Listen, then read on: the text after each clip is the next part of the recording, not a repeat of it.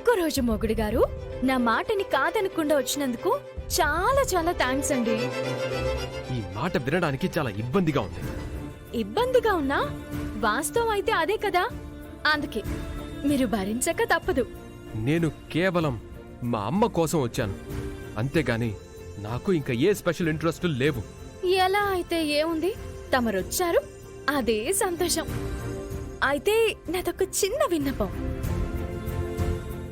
పూజలో మనస్ఫూర్తిగా కూర్చోండి, మనస్ఫూర్తిగా వ్రతం చేసుకోండి, మంచి జరుగుతుంది. ఇంకేం మిగిలిందని మంచి జరగడానికి? అంతా అయిపోయింది, ఏం మిగల్లేదు అని మీరనుకుంటే సరిపోదు. ఎవరికోసం ఏం మిగిలిందో, ఎవరికి ఏం చేయాలో అంతా దైవం చేతిలో ఉంది. ఈ తాళితో ముడిపడి ఉంది.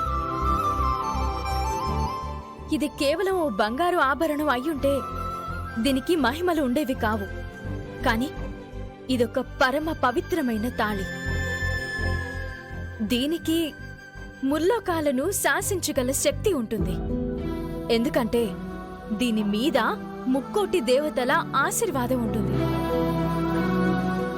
అందుకే దీనిని నేను మెడ నుంచి తీయను అని అంటున్నాను. నీకు నాకు ఏ సంబంధం లేదని నువ్వు అనుకుంటే సరిపోదు. నువ్వు మరో పెళ్లి చేసుకోవడానికి సంబంధాలు చూసుకుంటే జరిగిపోవు. ఈ బంధం గట్టిది, అంత తొందరగా తెగిపోదు. ఆ బంధానికి భర్త ఒక్కడే విలువిస్తే సరిపోదు, భార్య కూడా ఇవ్వాలి. ఆ మాటకొస్తే భర్త కంటే భార్యకి ఈ బంధం మీద ఎక్కువ మక్కువ ఉంటుంది. మీరు ఈ బంధాన్ని కోపంతోనూ ద్వేషంతోనూ సింపుల్ గా వదులుకోగలరు. మేము మాత్రం సుమంగలిగా మిగిలిపోయేంత వరకు పట్టుకుని వేలాడుతూనే ఉంటాం.